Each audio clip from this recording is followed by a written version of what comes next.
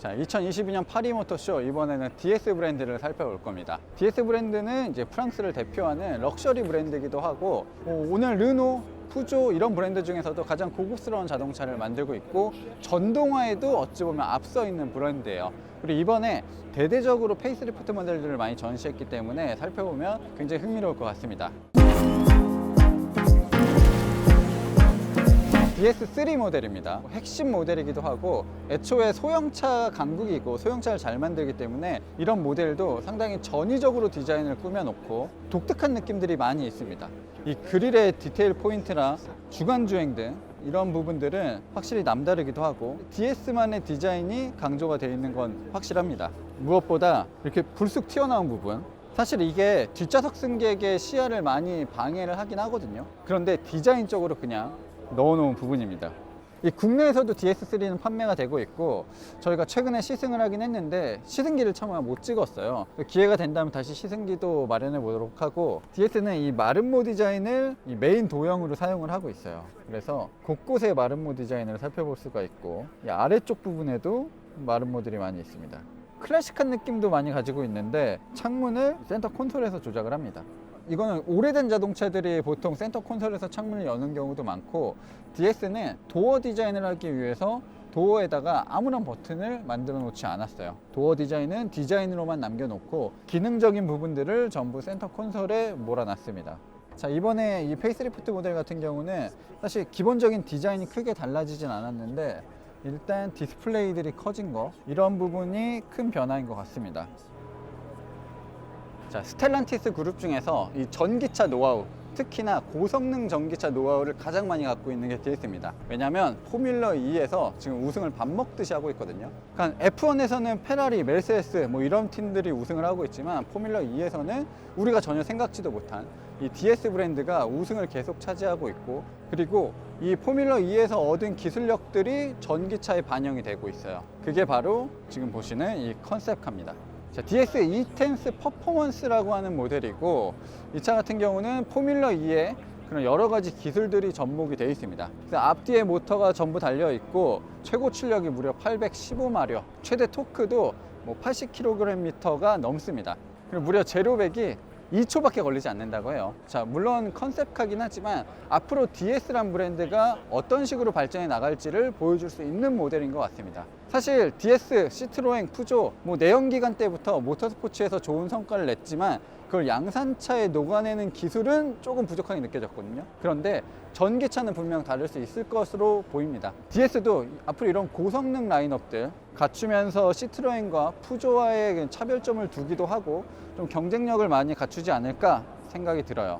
자, 아직 국내에는 판매되고 있진 않지만 국내에 들여온다면 그래도 그나마 지금 모델보다는 경쟁력이 높을 것 같은 DS9입니다. 뭐 숫자에서 알 수 있듯이 DS 브랜드 중에서 가장 상위 모델이고, 고급스러움으로 강조가 되어 있는 모델이에요. 원래 DS는 포지션 자체가 럭셔리예요. 그래서 실제로 수작업으로 가죽을 만들기도 하고 바느질 같은 것도 하면서 프랑스 럭셔리, 프랑스 명품 이런 것들을 좀 강조를 했었거든요. 그런 요소들이 잘 녹아들어 있는 자동차가 DS9입니다. 그래서 DS9은 다른 DS는 너무 좀 독특한 부분들이 많이 있지만, 이 차 같은 경우는 평준화가 되어 있는 느낌들이 있습니다. 디자인부터 뭔가 어색함들이 없죠. 헤드램프 안쪽에 반사판들을 좀 밑에 촘촘히 깔아두면서 자동차가 반짝이는 느낌들, DS는 블링블링한 것들이 특징이기도 하거든요. 그런 것들이 잘 강조가 되어 있고, 그리고 그릴의 디테일도 엄청나게 섬세하죠. 그냥 격자로 되어 있는 것도 아니고 다이아몬드로 되어 있는 것도 아니고 상당히 독특한 무늬, 입체감을 표현해주고 있습니다. 자, 그리고 주간주행등 같은 경우도 그냥 일자로 세로형이 아니라 중간에 도트 처리를 조금씩 해놓은 부분들도 눈에 띄고요. 자, 프랑스 자동차들, 특히나 DS 브랜드는 이런 디테일이 생명이거든요. 그런 것들을 보면 좀 이 차의 재미, 흥미 요소를 알아챌 수도 있습니다. 이 보닛의 가운데 있는 부분들, 이런 것도 좀 독특하죠. 이게 기요세 패턴 같은 것들을 여기 새겨 놓은 거거든요. 세공하듯이 뭔가 금속을 가공해서 가운데 부분에 놓은 것도 좀 특징이죠. 고급차. 지금 오늘 파리모터쇼에서 보닛을 열었을 때 리프트가 달린 거 처음입니다. 다 이제 짝대기로 고정시켰는데 리프트도 달려있고, 지금 연비가 1.5리터로 100km 갈 수 있다고 나오거든요. 그러니까 100을 1.5로 나누면 연비가 무시무시한 거죠. 그러니까 이 차는 지금 플러그인 하이브리드 모델이에요. 제가 이번 모터쇼에서 또 깜짝 놀란 것 중에 하나가, 공개되는 거의 모든 대부분의 모델이 플러그인 하이브리드 혹은 전기차 혹은 수소차예요. 디젤이 없습니다. 그러니까 이런 파워트레인 구성 같은 경우도 미국이나 중국 이런 곳에서도 충분히 생산이 있을 것 같고, 우리나라에 왔을 때도 특유의 진동, 소음 이런 것에서도 자유롭기 때문에 경쟁력은 조금 더 높아지지 않았나 생각이 듭니다. 자, 마름모가 촘촘히 이렇게 박혀 있고 입체감이 너무나 좋아요. 단순히 이렇게 마름모만 새겨져 있는 게 아니라 가까이서 보면 두께감들이 조금씩 다르거든요. 크기도 다르고 모양도 다르고, 그래서 이 차가 조금 더 입체적으로 보이기도 하고, 멀리서 봤을 때도 한눈에 이 차임을 확인할 수 있을 것 같습니다. 프랑스 브랜드는 큰 차를 잘 못 만듭니다. 이런 세단에도 노하우가 그렇게 많진 않은데, 이 차는 세단이 갖춰야 할 덕목들은 일단 충분한 것 같고, 트렁크 공간도 깊이도 깊고 좌우 폭도 넓은 편이에요. 우리나라에서도 가격만 잘 맞추면 충분히 경쟁력이 있을 것 같은 느낌입니다. 유니크하기도 하고 실제로 고급스러움도 많이 강조가 돼 있죠. 자, 역시나 DS 브랜드는 아무런 버튼이 없습니다. 그냥 재질감, 질감으로 승부를 합니다. 그냥 스티치가 아니라 이 아래쪽은 한번 매듭을 하고 다시 스티치하고 매듭이 밖으로 튀어나오게끔 해놨거든요. 그러니까 이런 디테일들이 좀 살아 숨쉬는 자동차입니다. 자, 실내 가죽 질감 이런 것도 마찬가지예요. 자, 이거는 약간 독일 차보다도 좀 가죽 질감 좋은 것 같거든요. 진짜 그 럭셔리 자동차라고 하는 약간 수제작 자동차들 있잖아요. 영국이나 뭐 그런 수준의 부드러운 가죽이 적용되어 있습니다. 그런데 확실한 건 있어요. 이 꾸며놓은 부분들, 이런 스티어링 휠의 가죽이나 대시보드, 이거 진짜 가죽이거든요. 인조 아니라. 이런 것들은 엄청나게 고급스러운데, 그런데 또 이 아래쪽 부분들, 이런 플라스틱 질감은 그냥 일반적인 볼륨 브랜드에서 보는 그런 질감이거든요. 사실 독일 프리미엄 자동차들은 이런 부분까지도 매끈하게 가공을 하는 경우가 있어요. 아쉬운 부분도 있습니다. 자, 그래도 아까 DS3와는 완전히 다른 실내 구성을 가지고 있고, 이 정도면 큰 거부감 없이 받아들일 수도 있을 것 같습니다. 자, 디지털 계기판도 놓여 있고 디스플레이도 상당히 넓게 자리를 잡았습니다.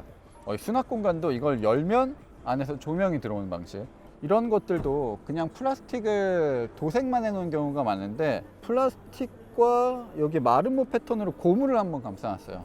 천장도 스웨이드 재질로 마감을 잘 해놨습니다.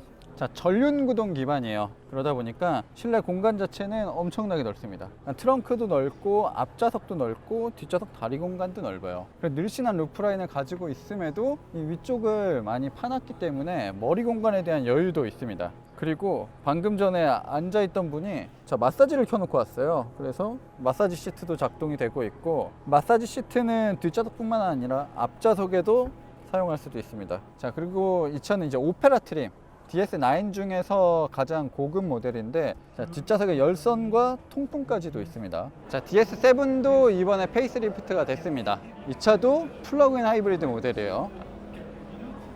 전기를 충전할 수 있는 포트가 별도로 준비가 되어 있습니다. 자, DS7이 그나마 우리나라에서 가장 잘 판매가 되고 있는 DS의 모델이거든요. DS의 독특함이 남겨져 있지만 그래도 좀 평균적인 느낌들을 보여주고 있어서 인기를 끌고 있고, 사실 이 차도 디테일이 정말 예쁜 차인데 이번에 페이스리프트 되면서 여러 가지 특징이 더 반영이 됐습니다. 먼저 이 주간주행등, 기존에는 한 줄로 되어 있었던 주간주행등이 5가닥으로 확장이 됐어요. 자, 이 방식도 사실 기존에 LED를 쏴주는 방식은 동일한데 이 겉의 표면만 바꾼 거거든요. 그래서 빛을 쏴주는 부분은 하나지만 실제로 이거는 마치 조명 기술처럼 빛이 5군데로 나오는 것 같은 느낌이에요. 램프는 이 안쪽에 하나만 있습니다. 기존의 램프를 그대로 쓰는 건데 겉의 표면을 투명하게 만들면서 조금 다른 느낌을 보여주고 있죠. 이 주간주행등 디자인이 바뀌면서 아래쪽 범퍼 디자인도 살짝 달라지기도 했고요. 사실 페이스리프트 모델이지만 크게 디자인이 바뀌진 않았습니다. 이렇게 엠블럼을 길게 붙이는 게 요즘 트렌드인가? DS 오토모빌 풀네임이 적혀져 있습니다. 테일램프가 조금 더 길어지고 더 날렵해진 느낌이에요. 자, 게이트 자체가 면 자체가 전부 올라가는 스타일입니다. 그래서 면이 올라갔을 때, 게이트가 올라갔을 때는 이 아래쪽으로 이제 비상등이나 이런 것들이 반짝이게 돼 있고요. 그리고 지금 여러 가지 플러그인 하이브리드 모델을 보고 있는데 공통적인 특징 하나가 배터리도 들어가 있고 뭐 전기 모터도 들어가 있고 여러 가지 유닛들이 들어가 있지만 뒷좌석 공간이나 트렁크 공간 이런 부분에 있어서는 손해보는 게 그렇게 크진 않은 것 같습니다. 자, 이번에 DS가 공개한 이 페이스리프트 모델들의 특징은 디스플레이가 엄청나게 커졌다는 거예요. 그래서 이 차 같은 경우도 새로운 디스플레이가 적용이 돼 있고 역시나 이 통풍 시트까지도 지원을 하고 있네요. 어쨌든 DS7은 DS9이 나오기 전부터도 플래그십 역할을 했고 지금도 플래그십 역할을 하고 있거든요. 그래서 이런 고급스러움들은 뭐 DS9과 크게 다르지 않습니다. 다만 아까 DS9 같은 경우는 위쪽까지 전부 가죽으로 감싸져 있었는데 이 우레탄 같은 재질로 마감이 되어 있고 아래쪽에만 가죽이 적용이 되어 있습니다. 자, 국내의 DS3, DS7 같은 모델들은 이미 판매를 하고 있기 때문에 순차적으로 페이스리프트 모델이 들어올 것 같고요. 제 개인적으로는 이 DS9 제발 꼭 들여왔으면 좋겠습니다. 가격만 잘 맞춘다면 이 세단 시장에서 조금 반향을 일으키지 않을까. 그동안 DS가 내놓은 모델 중에서는 가장 수익성이 높지 않을까, 뭐 이런 생각을 한번 해봅니다.